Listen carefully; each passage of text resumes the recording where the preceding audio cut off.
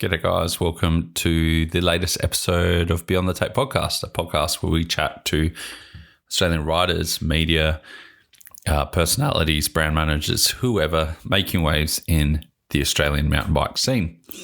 This episode's a big one as we're chatting with a guy that kind of just had his breakout year last year, traveling around on the World Cup and signing with a big team. Before we move on too far though, let's chat about some sponsors that kind of help us keep this podcast running. First up, we've got Trek. Now, Trek are a huge supporter of the podcast. We're doing some pretty rad things this year. But one of the bikes that I've been absolutely frothing on over the last kind of 18 months is the Trek Slash.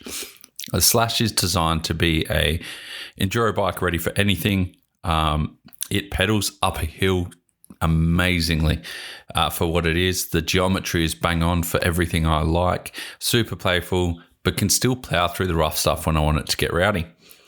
The biggest thing I love about this bike is the braking performance that the APB or ABP gives you. It just keeps on moving through all the braking, so you're not getting any pedal feedback, you're not getting bucked around. The bike settles down, brakes, you let go of the brakes and it charges off. If you're looking for a bike that's ready to handle everything, but you can still do a good trail ride on and have a bunch of fun, then check out the Slash. I'm on the Slash 8, which is their kind of entry-level model or second to entry-level model. Got some Zebs, got the GX stuff, got some Magura brakes on there. Absolutely love it. Basic setup, just works. Next on the podcast supporters is Franked. Now, Franked make some of the best, absolutely most comfortable mountain bike clothing on the market. The biggest thing about their kit though is it's damn affordable for the quality. You're not paying $300 or $400 for a shirt that's going to tear on the first ride. It's $60 to $80 for a jersey. I've still got my original ones that I've crashed in, been in the dirt in, done a bunch of stuff in, and man, they still smell great. They still look great. There's no fading. There's no tearing. The quality of this clothing is second to none, and that's why I absolutely love it. Don't forget, if you're shopping over at Franked, use the code BeyondTheTape10 to get a bit of a discount. New sponsor for this year, we've mentioned them before, but Shred Bike Care. These guys hail out of Melbourne. A few dudes got together, went, hey, we can do the best products on the market. Chemical engineer, marketer, a few other guys, they got together and made this rad cleaning products. But one thing they do, it's not involved as much with cleaning, but they also do a tubeless sealant, which is a game changer. It works so damn well. I hate getting flats and I hate having to put tubes in, taking the valve out, doing all that stuff. So good sealant that just seals up, keeps me riding, put some air in it, good to go. So check out shredbikecare.com.au and go and grab yourself a bargain. Now, as we come up through the next couple of months, the Tassie mountain bike scene is going to erupt with the what was known EWS, but now Enduro World Cup or EDR or whatever the hell it's called. But if you want to get down there and check out some of the trails beforehand, have some guided tours, have your accommodation taken care of, have your food taken care of, all you got to do is ride, then hit up Taylor Trails. These guys do everything for you, so you can just rock up to the airport, go to the trails, ride the stuff you want, and just enjoy the process. What else could you want, really? Rock up, ride your bike, go home. Super simple. Lead Out Sports have been a sponsor of the podcast for a while now. I absolutely love working with these guys because they have the best tools on the market. Abbey bike tools are by far the top quality, the one to beat, the best product on the market. Costs a bit of money, but it's all worth it. One tool I've been frothing lately is the Abbey Crombie tool. I've got the through axle dual-sided one. No longer playing around with ratchets, no longer playing around with all the other crap that you got to deal with when it comes to a normal kind of plug-in one. This has got its handle, super lightweight, really good fit, and man, the quality of construction is phenomenal. That paired with the Pedro's Vice Whip makes changing your cassette out an absolute dream. Next up, we've got Dirt Surfers. I just launched some new Dirt Surfer merch on the website, beyondthetape.com, the other day. Great mud guards, 100% recyclable, 100% recycled. get a custom one for your club, for yourself, or for your business, hit the guys up there. They'll get it done. If you're also looking for some custom caps, check out Capped Out. We just dropped some of their laser etched lightweight caps on our merch site, so go check them out. Buy some merch, help the potty. We'll keep creating this content that most of you like. Anyway, that's enough of me talking about the stuff, except I forgot one company. Fist. Fist are absolutely the best when it comes to making gloves. I have been wearing them for a long time now. As a person that used to never ride gloves, absolutely frothing them. The lightweight Breezer gloves are by far my favorite. Super tight fit, nice and breathable, lightweight gloves that feel like you're wearing nothing. Now it's finally time for me to stop chatting. We've got Jackson Connelly on for this one. We talk about his crazy injuries, we talk about his viral clip, and we talk about his first year of racing. So as per usual, grab beer, grab water, grab a wine, grab whatever makes you happy, and enjoy the podcast.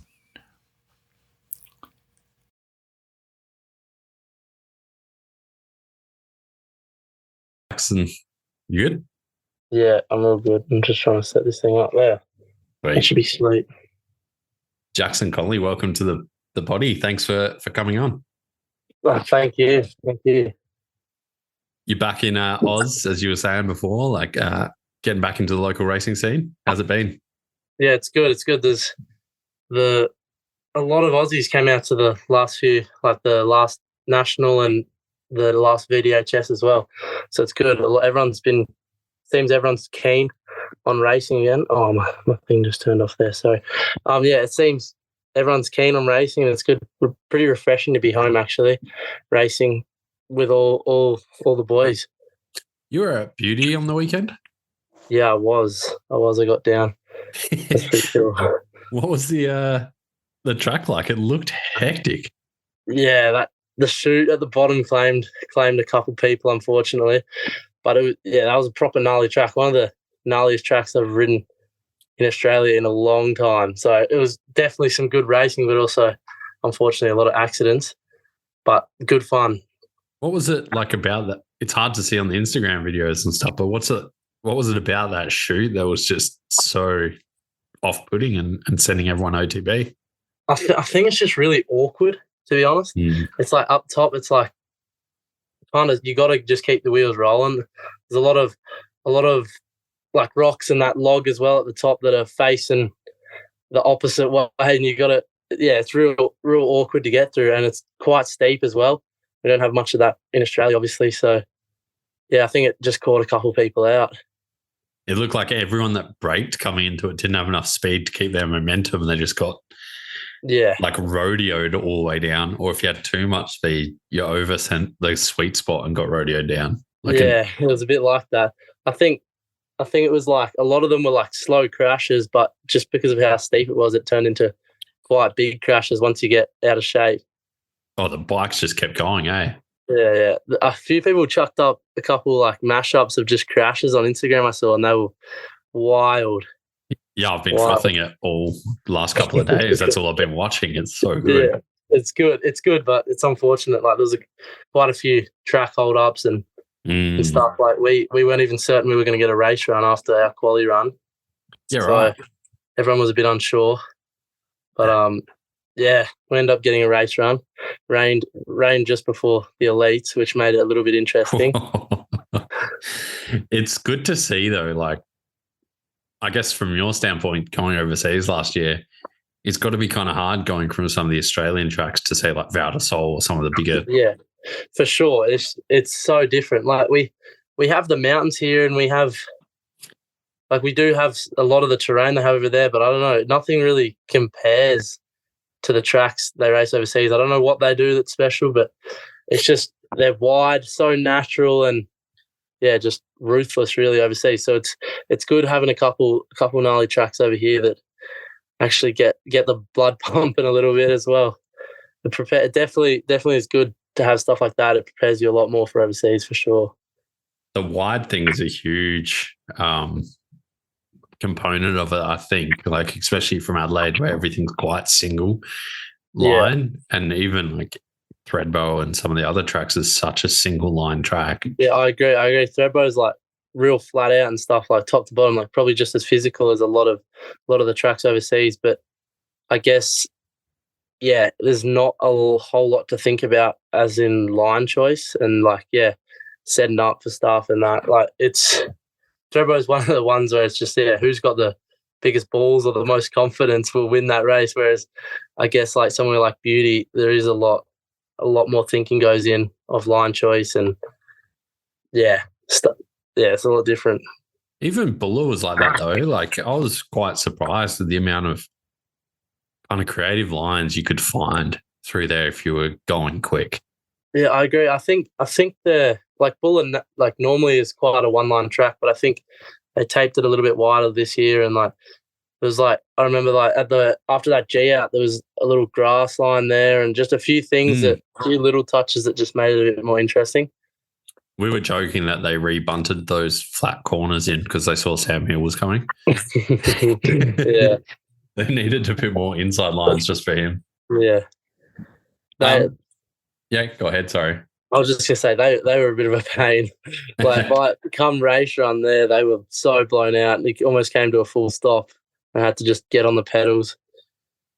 Oh, everything was blown out by the end of the race. Like I couldn't believe the dust and how blown out that track was. Yeah, it was wild. Very wild. So you kind of grew up in the Jindabyne Thredbo area? Yeah, I was born in Coomera and grew up in Thredbo, lived in Thredbo till I was probably 15. I want to say 15, and then moved out to Jindabyne, which is where I'm living now, which is same group of friends, same area, same everything. It's just, yeah, a little bit more chilled out where I am now. So, like, to me, Thredbo and that area seems more of like a touristy go and stay for a year or so type town. Like, what's it like growing up and living in that area? It's so sick. It's so sick for sure. I'm so privileged. Like, I'm so grateful for where I grew up. Like skiing in the winter, mountain biking in summer, like it was the best. And like in Thredbo, obviously there wasn't many full-time locals, especially my age. So I had like just a couple of mates that I was like real good mates with, which I still am today. And I guess we just kind of pushed each other riding and skiing and stuff. So it's good. Like one of my mates, Joey Ellis, he's overseas skiing right now. Like he's got a full pro gig skiing. So he's a year younger than me too. So just, it's kind of crazy how like, yeah, me and some of my local mates have really pushed each other to different places. But yeah, it's a real cool area with the touristy side of things. It's, I know, it's always busy a lot of the time, and there's a lot of new faces obviously around the place. So sometimes I guess, yeah, it's harder to like, I don't want to say normal life, but to, yeah, like, I don't know how to say it, but it's, yeah, like we don't have like a cinema and stuff there, and like a lot of, I don't know, I can't give examples, but just like what I guess a normal kid from maybe a city or a bigger country town would have. Especially, I didn't come to Jindy that much. And like when in my early years until I kind of went to school and that had a bit more freedom and was in Jindabyne a lot more, which is a bit bigger. But yeah, it was kind of secluded in a way, but definitely good time.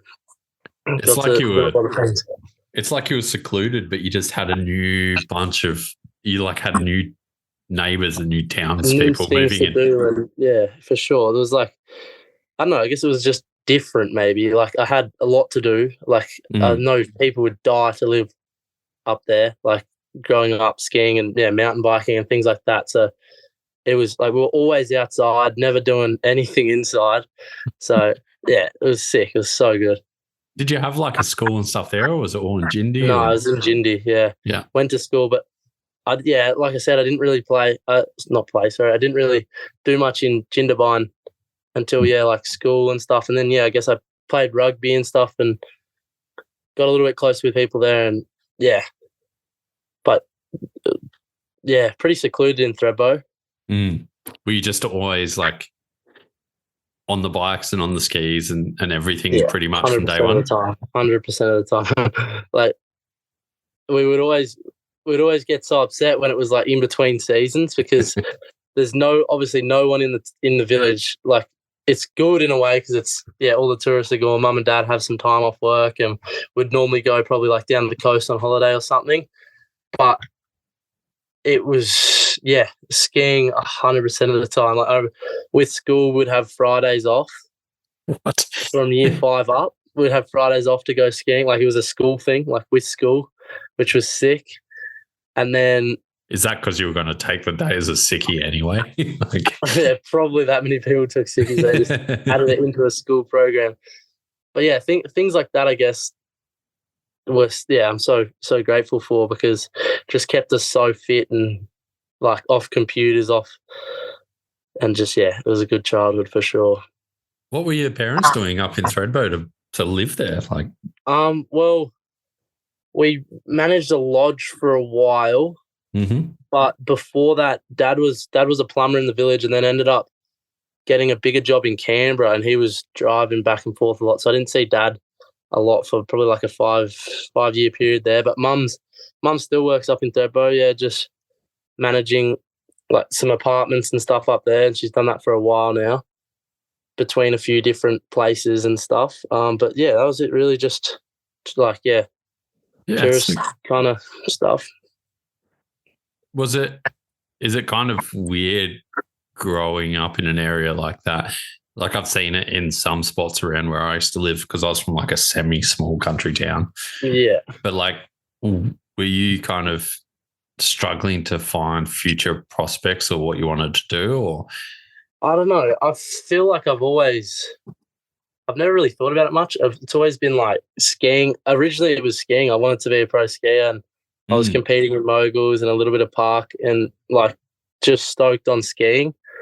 And that was my main thing until, I don't know, I started riding, I think 2012. It would have been 7, I think it was. So I've been riding for a long time. But that was because Dad used to race back in England. Because both my parents are from England, sorry, and they moved out here, came on holiday, and ended up just living out here because they liked it heaps. So and Dad's actually originally sold his bike because he snowboarded as well. Okay. Was mainly into the snowboarding, then in summer was just bored and ended up getting a bike in and started riding, and one thing led to another, and then I was old enough to ride. And I remember actually at the time I was like the youngest person to ever ride Thredbo, because it was like there was only the downhill track. So it was like quite gnarly at the time. There was no, like, I was obviously walked a lot on my first go. But just started riding then, and it all kind of kicked off from there. Raced the next year, like 8.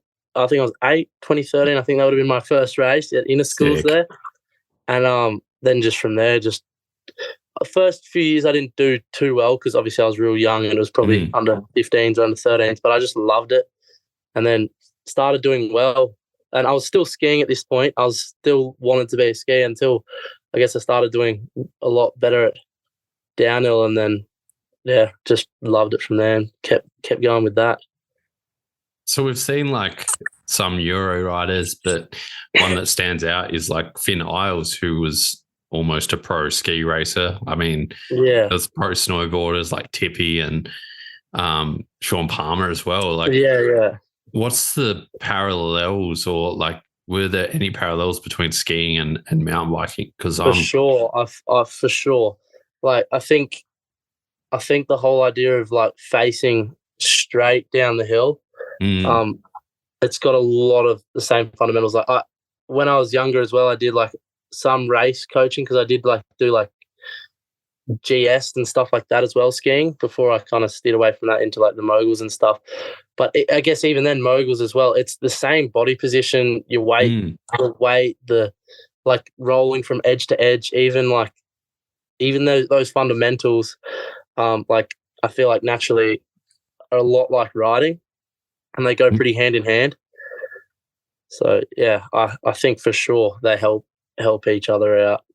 Like the foot position when turning and stuff is very similar as well, right? Like outside. I agree. Yeah.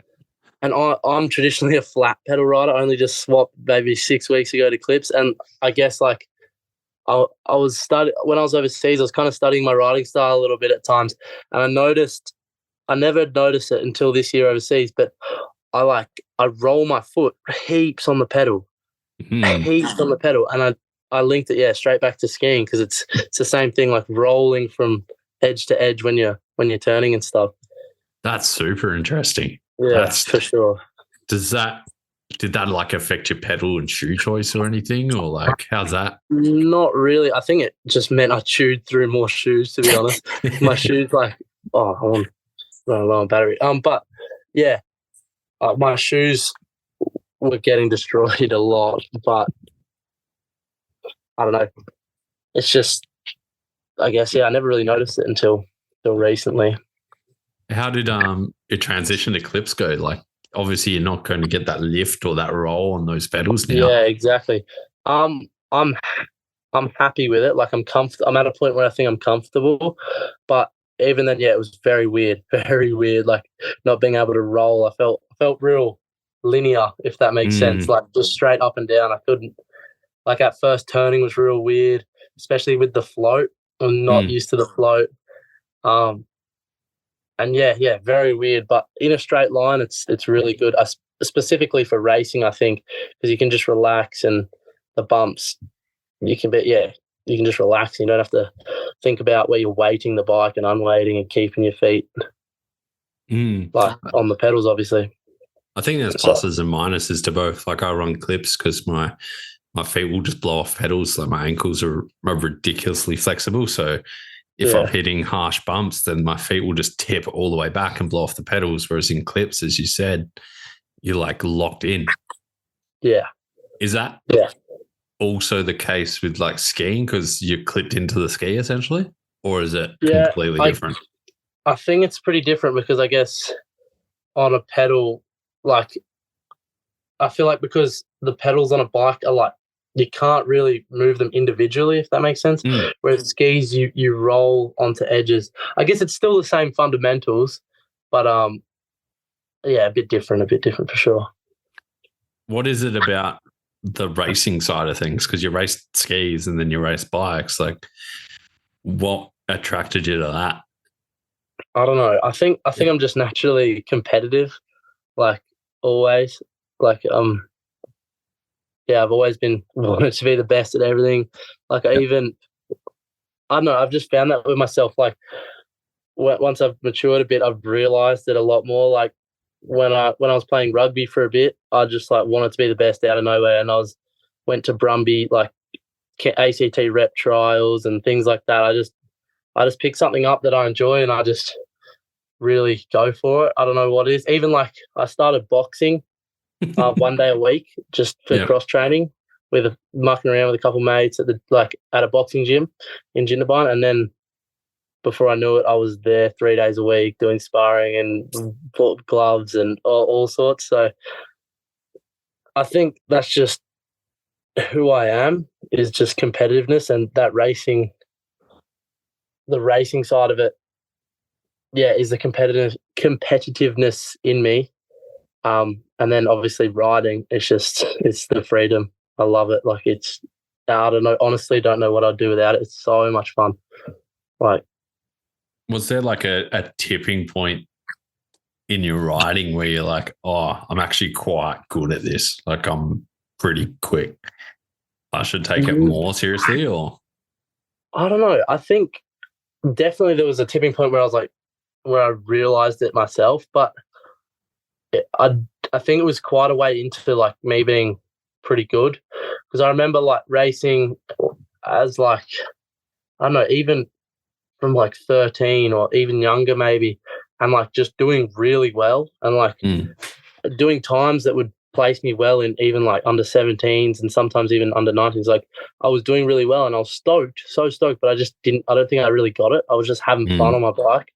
And then maybe once I was into under 17s, or maybe second year under 17s, and I was like still doing pretty good, I was like, oh, actually, like this could go somewhere if I really put my head down. And dad's always been so supportive and never been like a soccer dad or anything. But then I think he started kind of saying things like, come on, like, we should go to the gym, or yeah, like this, go for a pedal and stuff. And I didn't really get it at first. It felt like a bit naggy because I was still just having fun, loving riding my bike. And then after a bit of like, yeah, I was going to the gym, I was doing what he said, but it wasn't like him pressuring me or anything. It was just him kind of trying to hint towards me, I think. And then at the time, it felt like I was like, oh, Dad, what are you doing? Like it felt a bit like, I don't know, a bit grumpy with it. But then after a while of training and then wanting to train more and really putting it in, and then I realized like, yeah, like this is obviously what it takes and this is what I want to do. And I think that's when it got a bit more serious and I realized like there's actually something here for sure.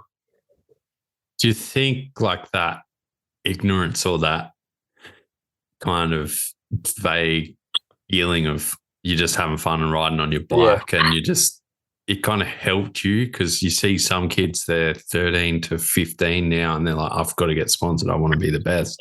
I got to do all this stuff. Whereas you see some kids that are just relaxed and laid back like yourself.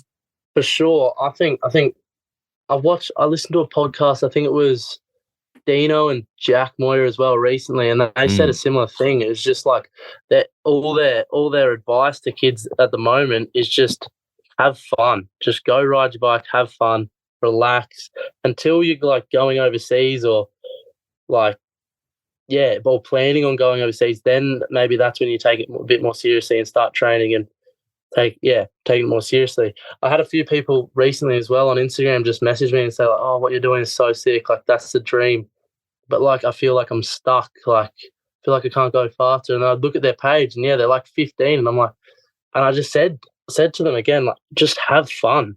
Go muck around with your mates, film stupid shit, blow up turns, like that will get you more confident. I feel like a lot of it's confidence as well. And if you're trying to go faster and that's all you're thinking about, that's sick. Like if you're so driven and that's what all you want to do, sick. Train as hard as you can. Like for sure, do it. But then you got to remember, like, you don't want to take away that fun because that's why we all started. That's honestly why we all started. So you don't want to get rid of that for sure. I think that's like really interesting because, I mean, I can't remember where I heard it, but you look at like the English riders and all those guys did when they were young was dig rut tracks or find like the same with like even Australians as well. Like they just found rut tracks and went and had fun and rode them and their bike handling just went through the roof because of that. Exactly. So 100% just go have fun. Yeah, a lot of the time it's just, have fun, do stupid shit, ride with your mates, blow up turns, like film stuff. And I feel like that's one of the things that's made me so like when I'm riding at my best, I feel like I'm confident. And when I'm confident, it's because I've been just riding and throwing whips, slapping corners, doing what I want with my mates, not really thinking about much. Like for sure, now once I'm actually trying to take it a lot more seriously, there is elements where I really like obviously I'm still training heaps, like almost every day at the gym and going on pedals and like there's that side, but I still always try and find the time just to go ride my bike.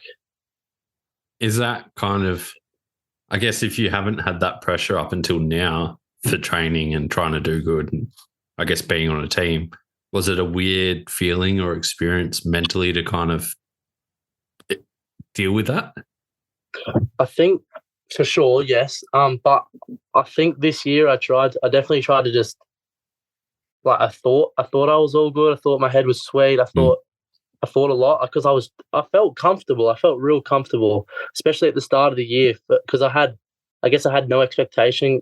I don't know if you know, but I had a shoulder reconstruction before the start of this year, and then missed the first World Cup, and then had only ridden like maybe 6 or 7 days before I went overseas on a new bike, completely new bike, new shoulder, and I just said to myself, like, just learn. Honestly, just learn as much as you can.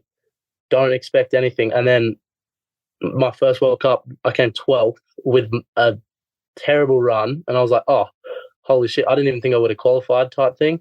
And then I was like, okay, now obviously then my competitive side was like, all right, if you can do that like that, now let's go for it. And then we had like a little break, a few testing weeks and stuff. And I still didn't really feel the pressure from anyone because the team was so sick. Everyone was so relaxed, supportive and everything, just trying to help me really. So I was like, sweet. And then I think, after that, I was just probably pushing too hard, too early, and then had another stack and obviously broke my wrist and my pelvis at Leogang, which is shit, but I guess I've learnt a lot from it. So I wouldn't really want it another way now. But yeah, in hindsight, it was a bit stupid. I mean, I think it was definitely the pressure. I don't think it was anything else. I think it was the pressure I put on myself, not externally. Yes, the team, I guess, being in a team would have had an effect of that, but I think it was definitely self-inflicted. It usually is, right? Like, yeah, exactly. They've selected you, like they've got the faith in you already. They're not putting pressure on you, especially that team by the looks of it. Yeah. I guess, well, they say 99% of it's in your head and the other 1% is mental or something like that. Yeah. But how did you kind of get on the Pinkbike team? Talk about that process, because I heard it was a little bit unique.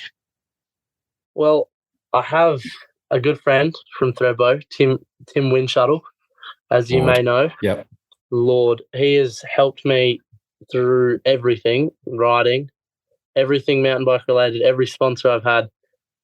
Pretty much every sponsor I've had, he's been a part of. He's pretty much been my manager. Even now, if I have a deal, and I guess I know a lot more what I'm doing now. Everything I always go to him and just check because he's helped me so much. And yeah, he's a legend. Anyway, he saw the Pinkbike were doing. I think it was they posted it on Instagram, but the main link was on Pinkbike website itself. But it was like basically an application form. Said a brief little description that was like they're creating a team to support riders.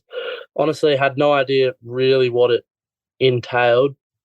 And yeah, Timmy signed me up for it and put in all my did all my stats or whatever they wanted and everything. Yeah. And then 2 weeks later, I saw it on Instagram or something, and it was like the day before it expired. And I was like, oh, Timmy, I'm going to do this. And he's like, oh, I already did it for you 2 weeks ago. And I was like, oh, sweet. And then I heard nothing for probably 4 months or so. And I was like, whatever. I wasn't really thinking about it that much. I was like, oh, whatever. I'll just go over, be a privateer, get a couple World Cups, whatever. I was already set. I was going to go. And then one morning I woke up and Ben Cathro had followed me on Instagram. And I was like, no way. This can't be happening. And then I didn't hear anything for another few weeks. So I was like, kind of still checking at this point. It was definitely in my brain, but I just, didn't hear anything for a few weeks. And then he just messaged me on Instagram, was like, yo, what's your email? I'd like to start talking about this team. No, obviously he made it clear that it wasn't a certain thing. It was just, he's got a few contacts and he'd like to have a call and stuff. And I was like, holy shit. Meanwhile, I was in a sling for my shoulder reconstruction. So I was just so hesitant. Do I tell him now? Do I what? You know what I mean? Type thing. Yeah. So, and I think I played my cards right, not to screw them over or screw myself over. I kind of just waited until we had a few calls.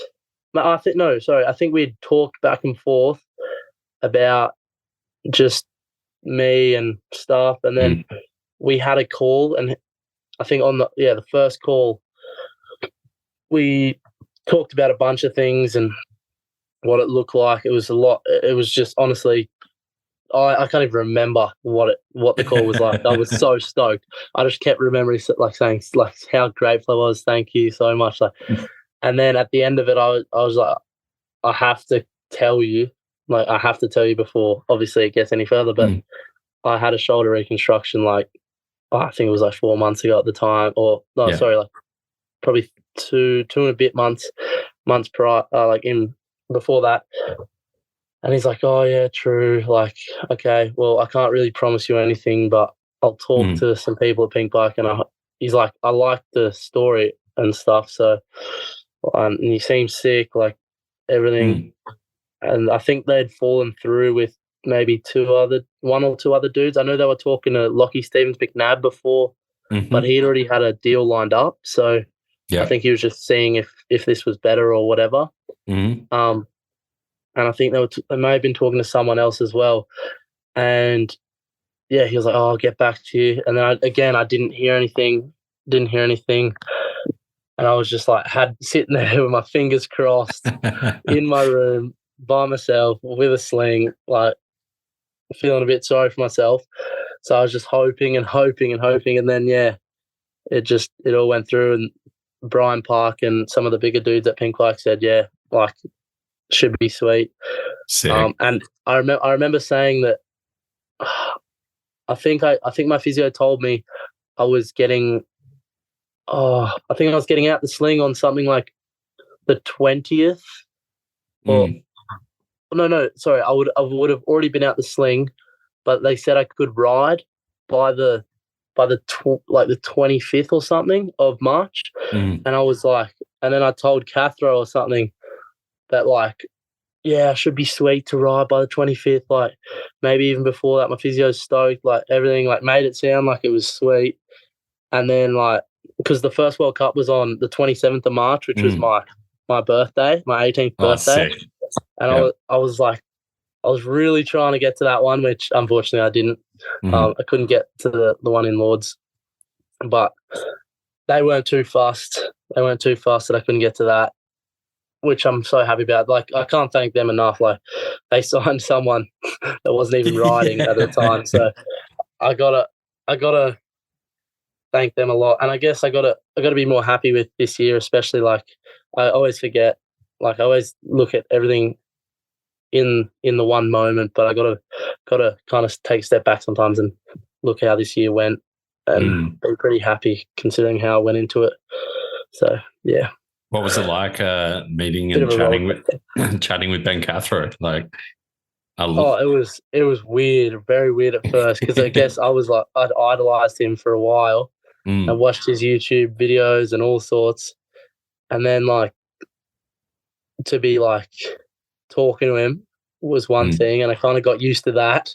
Got used to talking to him from a different country and, like, everything. And then when we pulled up, I went to a British national in Fort William before the World Cup, maybe like 2 or so weeks before, and I met the whole team there, and it was weird at first, because it was almost like, you know, this is your family for, like, the next year at least, but you don't know them. It was kind of weird. Like, I just rocked up, everything was ready for me, bike, this, that, and it was real weird. Like, I almost felt like I didn't deserve it, because I hadn't ridden in so long as well. But I guess I've put in a lot of work. But yeah, to meet Ben Cathro and, like, Tebow and a lot of those people, it was just, yeah, it was very weird at first, but it's sick season, and we definitely had some great times along the way, and yeah, it was sick, so sick. Yeah, I mean, it looked like an epic team, especially like Henry Crinny and having all that crew around. Like, it looks super positive. Yeah, it was sick. It was, honestly, I don't think it could have gone much better. Obviously, my results weren't what I know I can do and stuff like that, but just the support we had, like, me and Tebow's mechanic, just Northern nut. Sick dude. He's mechanic for, like, Eddie Masters and a bunch of dudes, so he really knew what to do, knew what to say when I was stressed, and yeah, just a legend.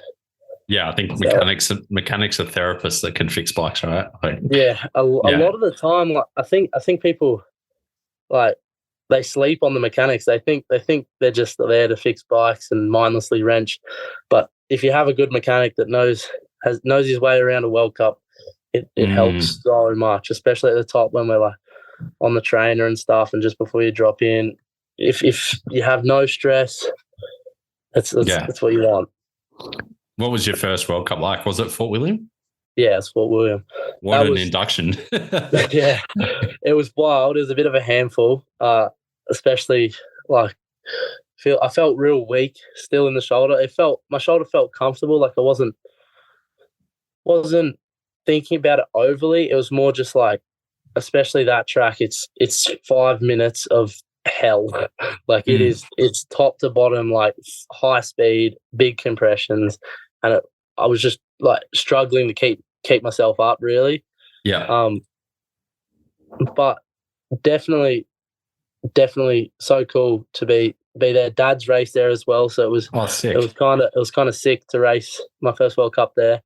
But again, yeah, like Pete, my mechanic, just said, like, bro, you only have one first World Cup, so, and you have the rest of your life to better the result. So just go have fun. And I think he said that right at the top before my quali run, and then I was like, didn't even feel like I was racing. I just went and rode my bike, had heaps of fun. Sick. And I don't think I've ever ridden like a race run like that. It was sick. It was a sick feeling.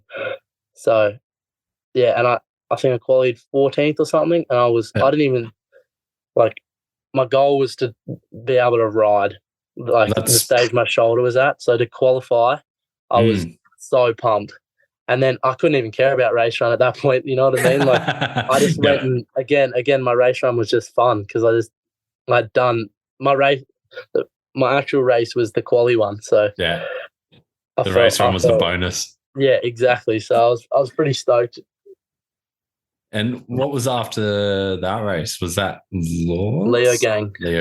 Yeah. Leo Gang, and that's the one where I crashed. But I guess I took a lot of positives out of that as well, because my splits were looking good, even like in my quali run, even better than Fort William. So I was like, yeah, like we're going somewhere. And then obviously crashed in the last split.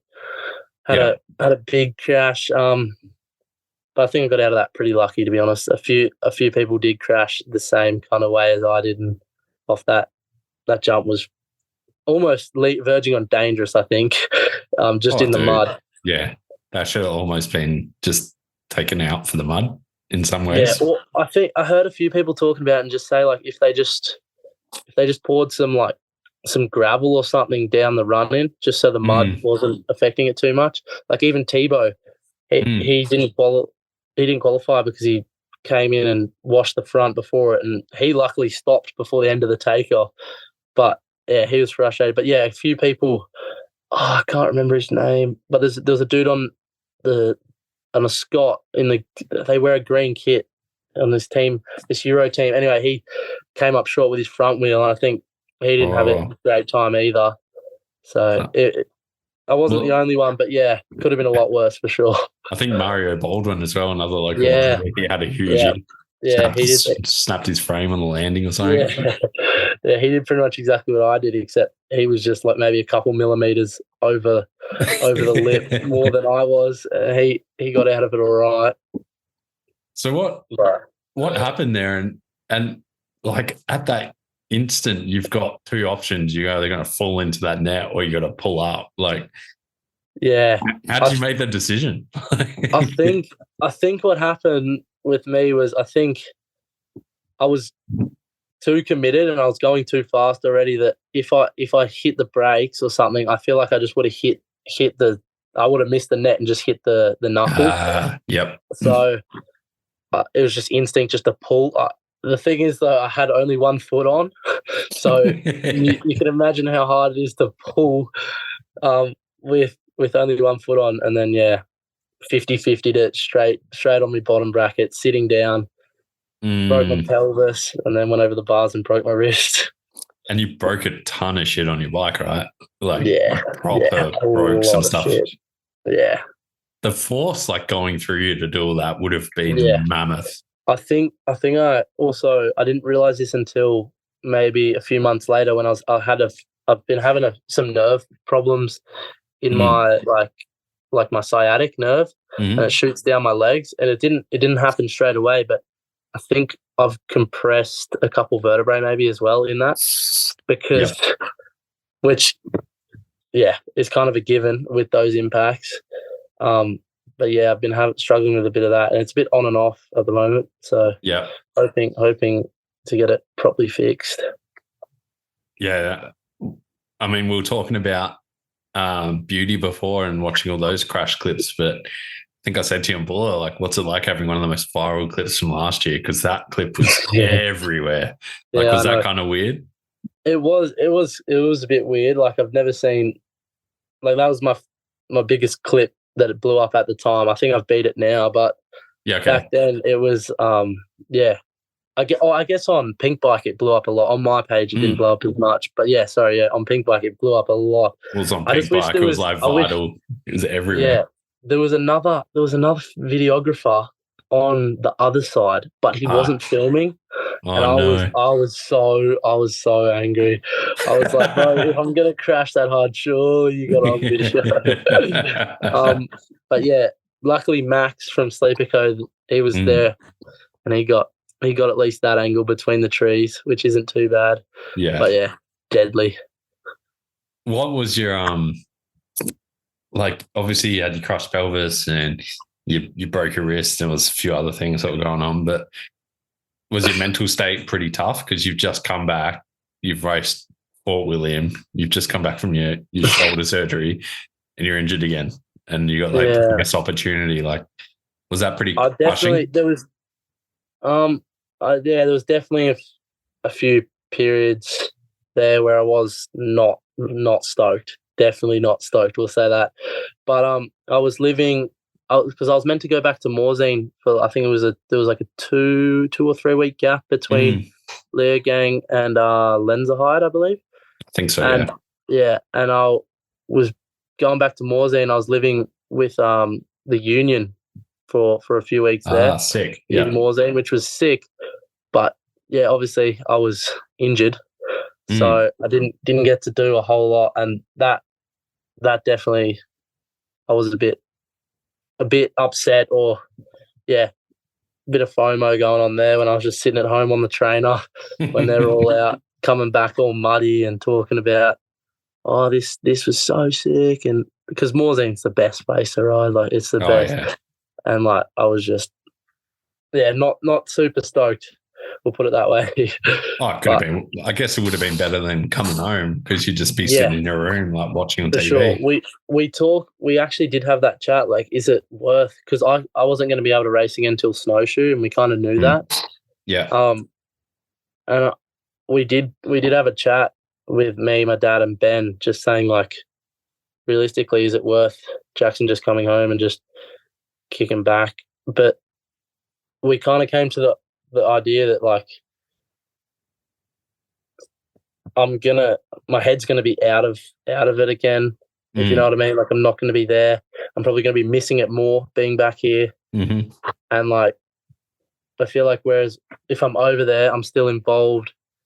I'm still thinking about riding and learning, still watching, helping the team. End up filming with Sleeper for a few weeks as well. Yeah.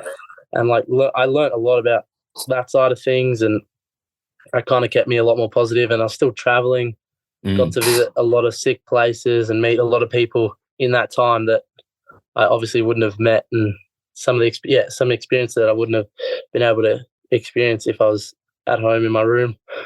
Yeah, I was going to ask you that. Like, you were Sleeper Co's apprentice for a couple of races, and what was it like? Were you kind of helping out the team and stuff as well? What were you kind of doing? Well, the team took on Leona Perini, a French first-year elite, that she was struggling with her own like a team that she was on, and they weren't really treating her that well. And because Pete, my mechanic, speaks French, he was talking to her, because they pitted next to us in Fort William, I believe, and they were talking back and forth, and they'd understood that she was not having the greatest time in that team, and they weren't really treating her that well, I believe. So then someone, I can't remember who came up with the idea, but that would help her out. And originally it was just going to be like a bit of support while I was out, because there was like obviously space. So I was like, I guess I was helping with that. I was helping her at the top, like just holding her goggles, helping her go through a warm up, and just stuff like that. And then if the team needed something, I was helping the team mainly, like primarily, but I was also filming a lot, and I was sick. I got to. It's actually they've got quite a. a program running their sleeper do, so it's a lot more in depth than you may think, and they work hard. Like they're up so late. They film all day while we're all riding, and then when we're asleep, they're editing. So they've got one of the toughest jobs. They don't sleep. It's the Sleeper dream. doesn't sleep. It's the dream. It's definitely someone's dream. Yeah. Yeah. And I've been in that rabbit hole, and it's for sure. when you're falling asleep on your keyboard, it's a great time. I got to experience that firsthand as well. Not the best time. But then you see clips of like Cathro, and he's doing like voiceovers under a jacket after a race. Like, mate, he is the busiest man, the most hardest worker, I swear. Yeah. He races, he managed the team, and he was filming an episode a day. Like, and he still managed to find time to like obviously help us and have a good time as well. He manages. I don't know. I honestly don't know how. And he has kids. He has kids and a family. I know. He's such a busy man. I honestly don't know how he does it. Was it kind of inspiring, or like kind of gave you that idea of going and helping the team and being able to do stuff? For sure. Well, I offered under my own will, but definitely just watching how much everyone's kind of putting into it. Like, it's kind of one of those things, I guess, how much you put in is how much you're going to get out. So I definitely just wanted to help as much as I could. Yeah. And so you got back for snowshoe? Yeah, I got the cast off when we're in Andorra, like the day before we were leaving Andorra. Yep. And I couldn't. They said I couldn't ride for 2 weeks, and I was like, oh, but what if I have a brace? And they were like, no riding for 2 weeks. And I was like, oh shit. And I think snowshoe practice day was like 2 weeks and 3 days or something away, and I was like, yeah, righto. And I went and did some like big climbs up in Morzine, like up Avoriaz and some of those big mountains on my trail bike with a slick on the rear, and was just pedaling and trying to get fit. And then I was communicating, like the team had a physio / trainer. He's a legend, Craig Delicious, we call him. He's mad dude, and he was in Wales at the time in between those two races, and I was communicating back and forth with him, and he said after maybe it was like it had been a week or something, and he was like, yeah, just try and ride some bumps or something. Don't go ham, don't go riding tracks or anything. But just start, like, do a manual, just like start like feeling the wrist out a bit and stuff. And I was like, it was so scary at first, but I remember just doing a few little things and like it feeling so shit, and I was like bummed.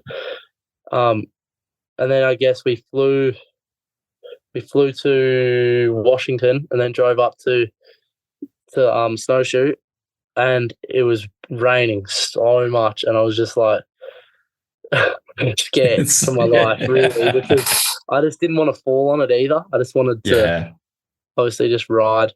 And then the day before practice, there's a few flow trails there as well. So the day before practice, we built up my bike, and I just went to do a couple laps. Thredbo ended up coming as well, just this flow track, and I felt pretty good. I got one of those Mobius wrist braces as well. Sick. And that helped a bit as well, just to keep it tight. But even then, it was a bit of a struggle. It was all up in the air, and the team were just like, yeah, bro, just do what you can. Don't stress about it. If you can't ride, you can't ride, and just save it for the next one. And then I did a practice run the next day of the actual track, and not the next day, the day after the track walk, and then felt pretty good. I didn't do like any of the big jumps or anything the first few runs, and was just feeling it out. Like, because I'd been riding so much, I still felt comfy on the bike. Still, everything felt good. It was more just my wrist as an independent problem. And then I think by the end of the first practice day, I had ticked off most of the most of the stuff, and I was feeling pretty good. And then quali day, everything felt pretty good, and I think I just snuck in. I think I qualified like 20th or 21st or something, and I didn't even think I would have qualified, to be honest. And I was like, oh, sweet. Again, like race run's just a bonus here. Like we're just learning, ticking it off. And then I ended up crashing it. I kind of again, my competitive side came out, let a bit loose at the top, and it was really muddy.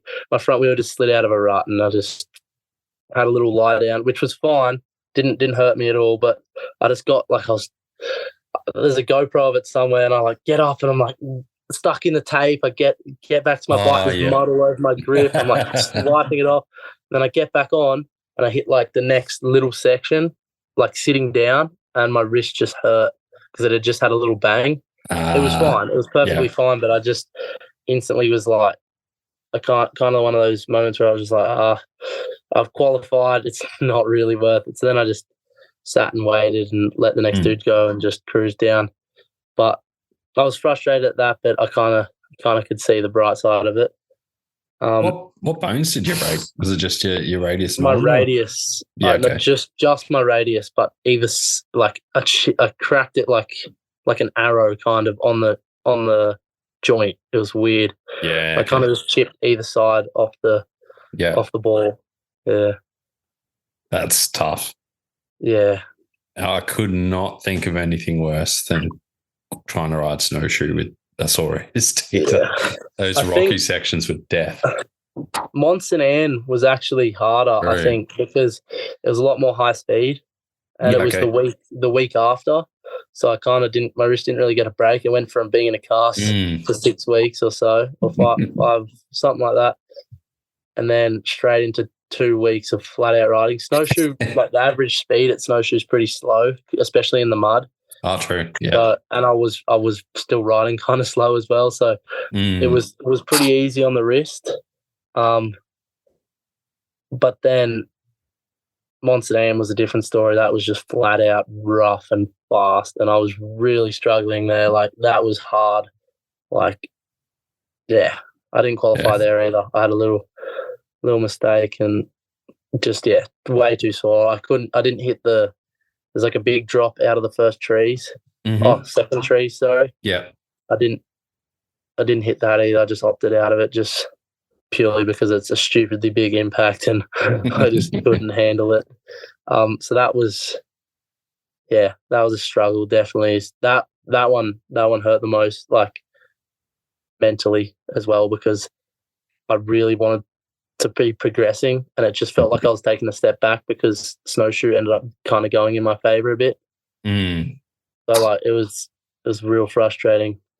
I was still like out in the open and on the more like motorway sections. I was still riding good, felt good, but it was just the rough stuff was, I was struggling really. But for your first year, man, like you get to race 4 bills, snowshoe, and Mont Saint Anne. Like you can't ask for much more. Literally dreams coming true, and like made a lot of friends and just experiences that I've seen like through like the Vanzacks and just a lot of people I've looked up to, and just being able to like see places they've been and just been like, oh, that's sick, and like just living that life is honestly the sickest thing. Like literally the dream. So can't thank everyone enough for like giving me that opportunity. Did you end up going to Worlds? I can't remember off the top of my head. No, I missed out on selection. I was talking to Oz Cycling about that, and I had put in my I forget what they call it, like illness misadventure kind of exemption. What do you call it?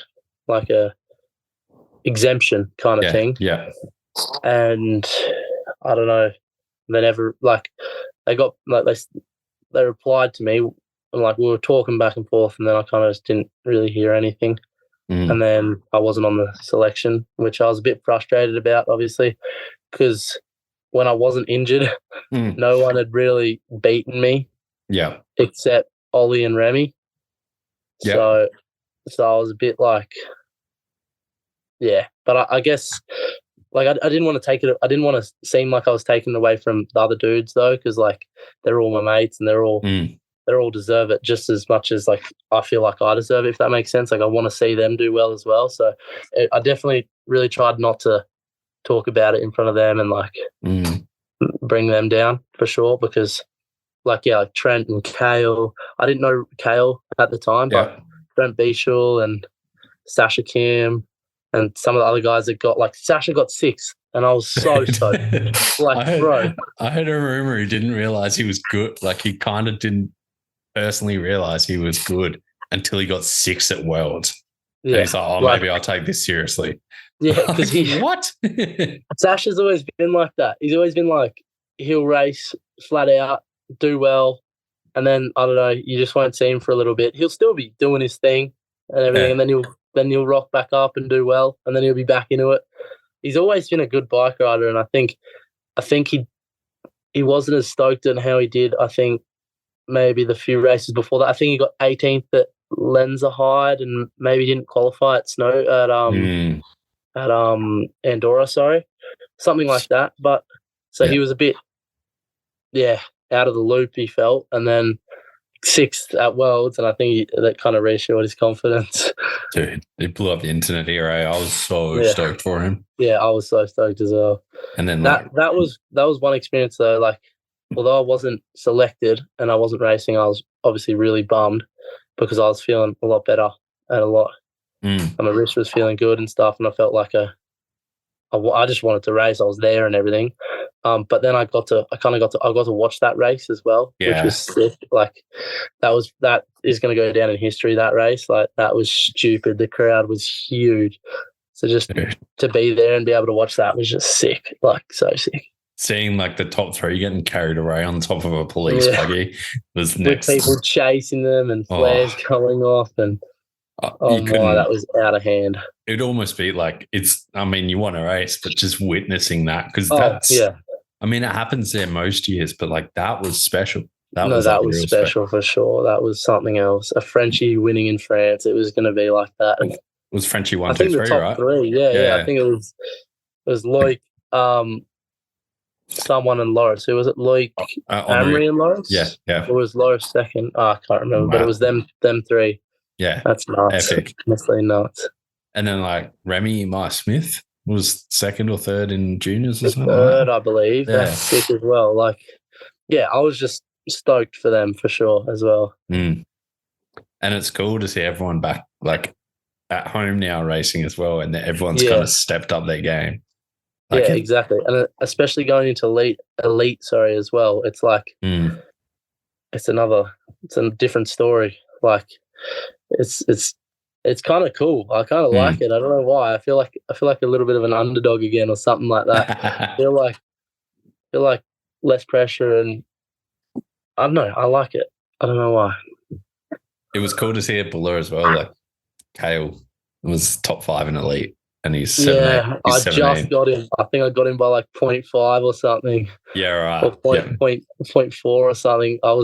That's one thing I've been doing recently, just comparing myself to Kale because he's right. He's on my case. He's on my case. Ridiculous. But then like under 15s as well, dude. There was some kids pulling gaps there. I was like, sport is strong right now. It's really, really strong. Yeah. It's sick. I think it was good having nationals back. Everyone's racing their bikes, traveling again, because I feel like everyone was just kind of doing their local races and then national champs. So it's good. It's good to have, like, even Sam Hill showed up. Like, oh my God. Yeah. It's sick. I was half expecting him to rock up on a walking frame, but I shouldn't say that. No, he was a lord. He was, it's crazy watching him practice. Yeah. Real crazy. Especially, he's just coming back from a shoulder injury as well that he had up in Cairns. So he was just feeling it out at the moment. And I don't think Buller suits him that as well as maybe somewhere like Beauty would suit him. So, but like just watching the way he kind of just made his way down the track and never hit the same line twice. Like always was just thinking, and it was just, you could tell there was just this experience there, and this dude, and the kids, everyone was stoked to see him. Like for frothing. sure. So Who did you kind of look up to from the Australian racing scene as you're kind of coming up? A lot, mainly just the people that would come to Thredbo a lot. So like Yep. some of the people, some of maybe like more like, I know, like Andrew Crimmins, those boys, Remy Morton, and like, I guess like a lot like Dave McMillan, a lot. Oh, dude, yeah. And some of those boys like Jackson Davis as well. When I was real young, they were like 19s and then going into elite. So it was sick watching them.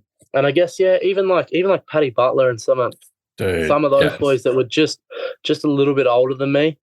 But then obviously the bigger dudes like Troy and Jack and that when they were coming to Thredbo, and like Troy just winning it every year, just perfect. Like obviously looked up to him a lot. Do you reckon he'll take nationals out? I'd like to say he would. I think he will. I think he will. But I was riding with Kai Hearn today actually up in Thredbo, and he's just back after his ankle. And mate, he's like, yeah, I'm just cruising, still feel pretty weak. And like he couldn't, like he yelled at me once because I was going to keep going past one of the rest spots. He's like, oh, stop, I can't, I'm too dead. But he's still riding so fast. That's the thing. He's going so fast. His fitness isn't quite back after the injury. So I think he'll come close to it. Jackson Frew is always good in Thredbo as well. So yeah, we'll see. Luke as well. It's a stacked field this year, man. And that's not even saying like who's coming over. Like Benoit Coulange, bloody Laurie Greenland, Greg Menard.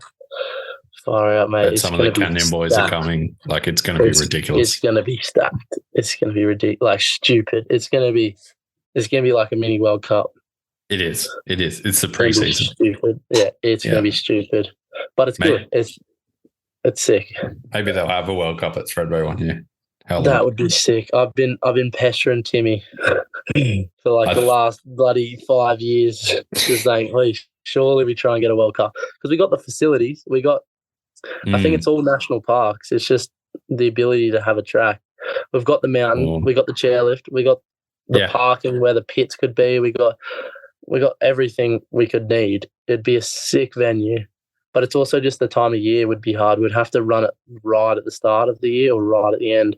But it's been done before, so in like obviously a few World Cups in Australia. So it'd be sick. If there's I think there's an airport rule as well where it's got to be within a certain distance or something. But it's only 2 hours. It's only 2 hours from Canberra. That should be fine. True. There's been. I'm trying to think. Snowshoe. We flew to. That's in the middle of. I said it before. Washington. Yeah, and then it was like a 3-hour drive. So. Yeah, true. Yeah, they don't even have a phone reception there. So. Yeah, I think it should be fine. Thredbo would be fine. That'd be sick to see. You mentioned you're stepping up into elite this year. Yeah, this is my first year elite. How's your nerves? Like, how's that step?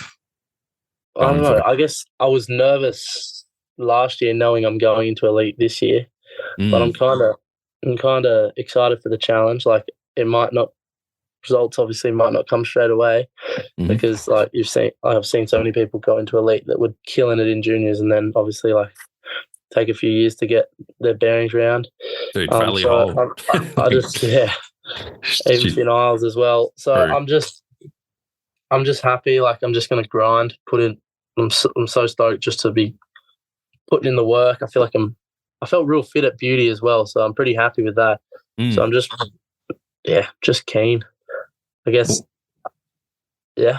What's it like being in the same graduating class as Jackson Goldstone and? It's tough.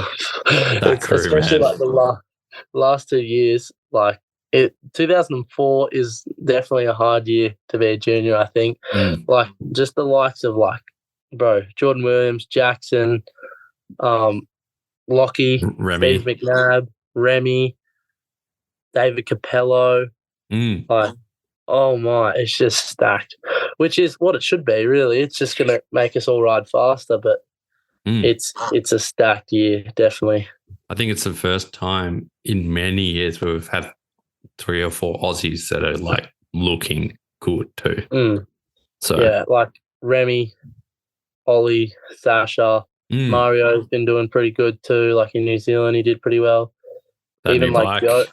I mean, I'm not sure if I meant to say anything, but that new bike he's on looks pretty damn good too. Yeah. So I don't know.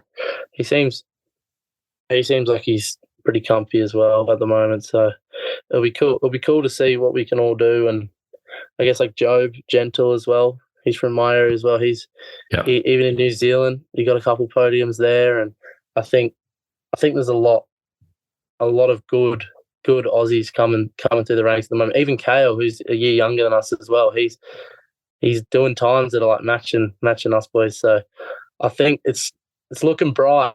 It's looking bright for the Aussies at the moment, which I'm really excited for, because it just honestly it's better than almost just having one dude that wins everything, because it's just making us all push harder and harder and harder, and we're all friendly, we're all mates, we'll all go ride. Like Ollie go ride all the time, and like when Sasha lives heaps far away, but I'm real good mates with Sasha as well. Like, that's it. We ride a lot, and even Mario as well. Like we're all good mates. We all just do laps, and I think it's like kind of, I don't want to compare it to the stature of Loic Bruni and Loris Vergier, but like they just, back when they were a bit younger, they just rode together all the time, and like a lot of those dudes, like even Thibaut Lally from Pinkbike and Amory Piron, they were real good mates when they were younger, and they just used to ride, and it clearly works because they just push each other until success, really. So hopefully that's the way it's going. I was just having this discussion the other day with a mate. Like, there was this lull in SA. We had Troy and Connor. Like, clearly some of the best riders ever. And they grew up together. They rode together. They raced together, and they were always pushing. We had this kind of lull where there was a few people pushing each other. And now we've got Kale and a young dude named Bo Haberman, and they're just like pushing and pushing and pushing. Yeah.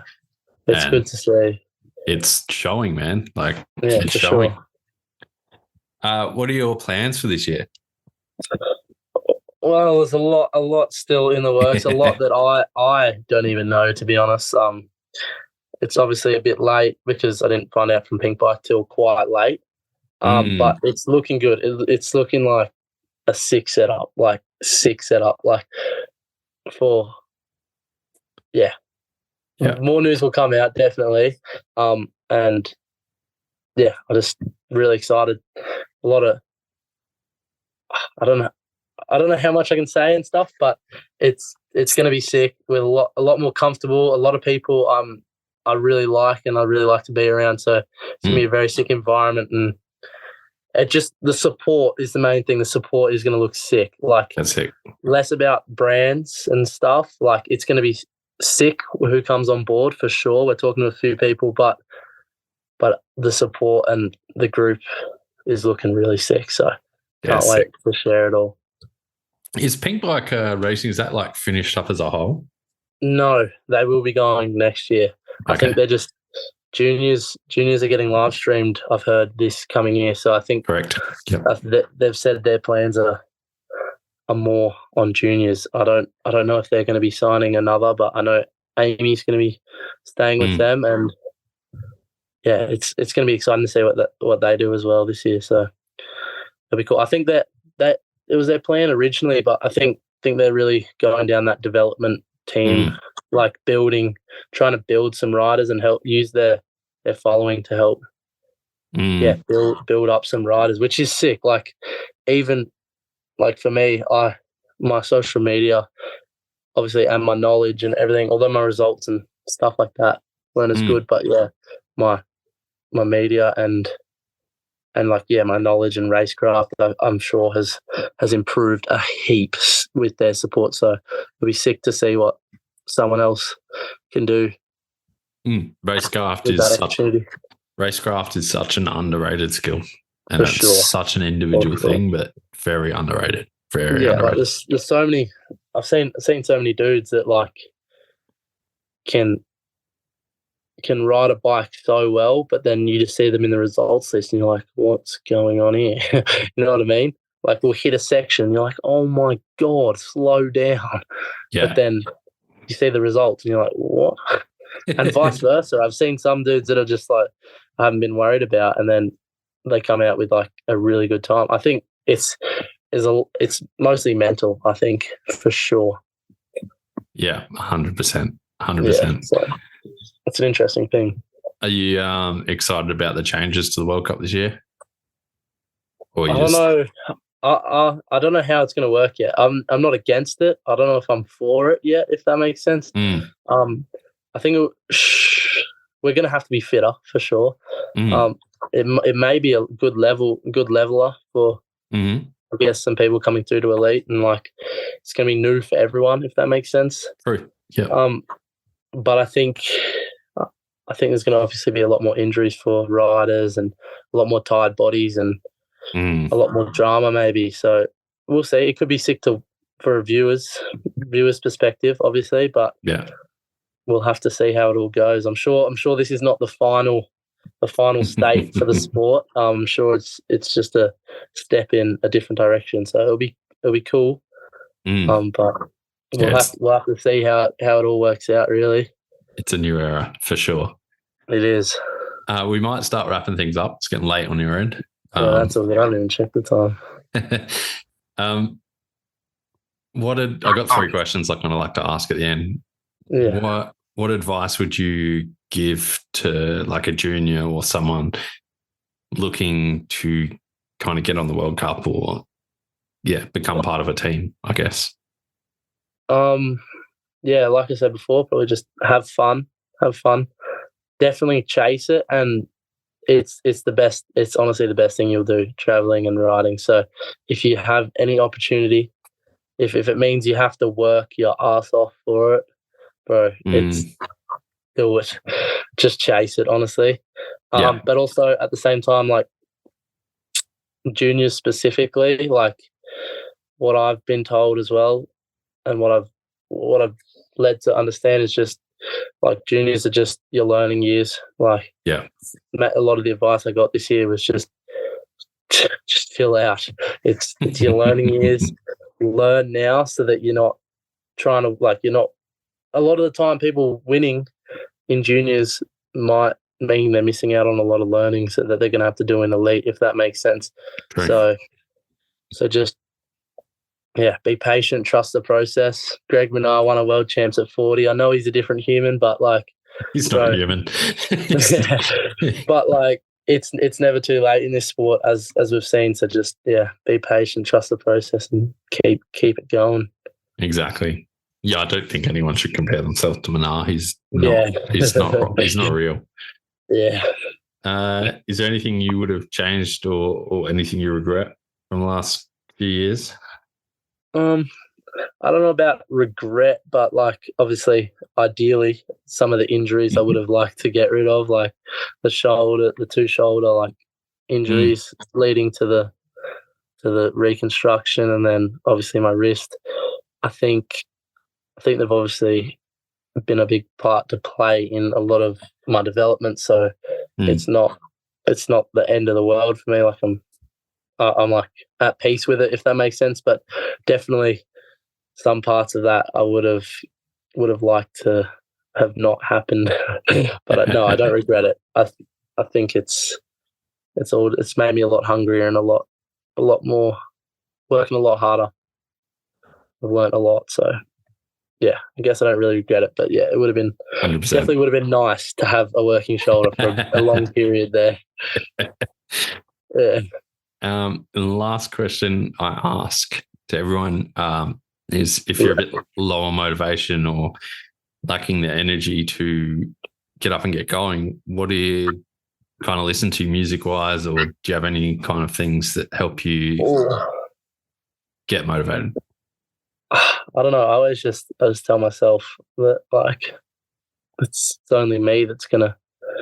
It's kind of the harsh truth, to be honest. It's only me that's gonna get me out of bed, if that makes sense. I had the same problem this morning.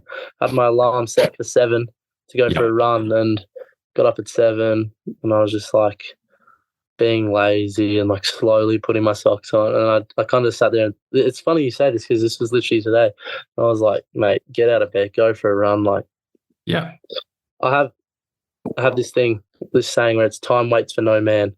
And it's not to rush. It's not to rush anything. It's more just like, bro, time's not going to wait for you, so you shouldn't wait for time, if that makes sense. Yeah. So yeah, just it's inside you, honestly. If you can tell yourself, just go. It's all inside you. Yeah. It's all inside you. You're the only one telling you not to. But yeah, sometimes I guess music does pump me up as well. Yeah. Listen to a lot of like Benny the Butcher and a bit of 90s stuff as well. Yeah, sick. Some more cruisy shit, but yeah. So good. Yeah, it's all inside you, I reckon. 100%. No better note to end the podcast on. Yeah, So, sweet. thanks so much for coming on, man. I really appreciate it. Yeah, we'll see you in Thredbo in 3 weeks. Three weeks, yeah. 3-ish weeks, yeah. I'm keen for that. So keen. Me too, man. Me too. It's going to be epic. Easy, dude. I've got to hang up. Otherwise, sometimes this thing doesn't save. So have a great night. And yeah, we'll see you in Threaders.